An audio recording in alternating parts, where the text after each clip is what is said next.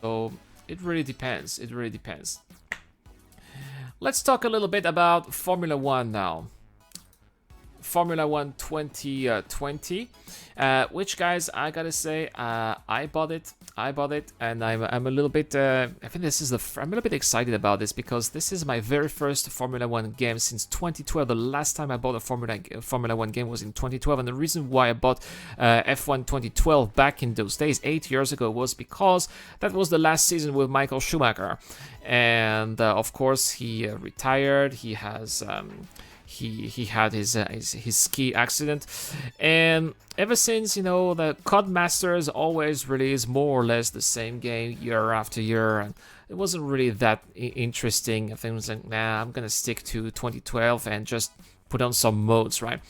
But the reason I decided to go for 2020 is because this year there is a game mode that people have been waiting for a long time. In fact, guys, this was a game mode that was not in an F1 game, but this is a game mode that was in the original Grid game. And I don't know, guys, if you remember, but last year Codemasters released a Grid game that was not really great. I even made a review video where I explained why I got a refund. Actually, I got Grid 2019 refunded because, it just was boring and bad.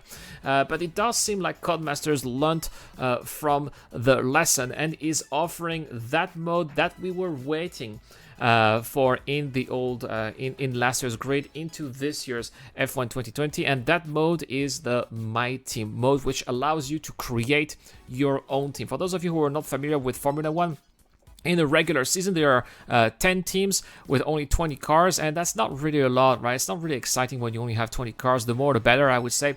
So if you can create your own team that with an extra 2 cars, that gives a season with 22 cars. And not just that, but you also get to be a little bit more involved. It's your choice. You get to name it. You get to choose the liveries that you want. The colors. It's your name. You get to hire the pilots that you want to hire. And not just that, but you can also manage everything. You get to manage the research and development. You get to manage the strategies, like exactly what you are seeing here. You get to manage how your car is going to evolve from being, of course, a low tier car to being eventually a top team. And this whole management aspect of that mode that I find particularly exciting. I've been playing it for about 4 hours now, and I am absolutely thrilled. It is extremely time consuming. That's the thing. You don't really realize it when when hours pass. That's the only problem. But at the same time, it shows that it is a great game. Driving sensations are absolutely fantastic and feel absolutely realistic, even if you are driving with a mouse and keyboard. Like I don't really have a wheel. So if you are looking for, not necessarily, you don't need to be a Formula One fan to enjoy the game. I don't like modern day Formula One. I used to be a huge Formula One fan when I was a kid and even a teenager, all the way until 2012 when Michael Schumacher retired. I don't like Formula One today, but at the same time, I see it as a racing game, and that's the way you should be able to see it. Even if you don't care about Formula One, you can still see it as a racing game, and I am personally having a blast. Highly recommend. It is a difficult game, especially if you are turning off the assist, which is what I'm doing, but at the same time, the more difficult, the better, in my opinion. So if you're looking for a good racing game, go grab this one. You're gonna get a little bit of management, and it is a lot of fun. All right, Chilik says, so Star Citizen Squadron 42 turned into a F1 game? No, not here. No, so Chilik's, but I'm not always talking about Star Citizen Squadron 42 in this channel. I occasionally talk about other games too. Of course, I would say 95% of my videos are about Star Citizen Squadron 42, but I also do other things at the same time. In fact, it's funny you are saying that, because if you look at if you look at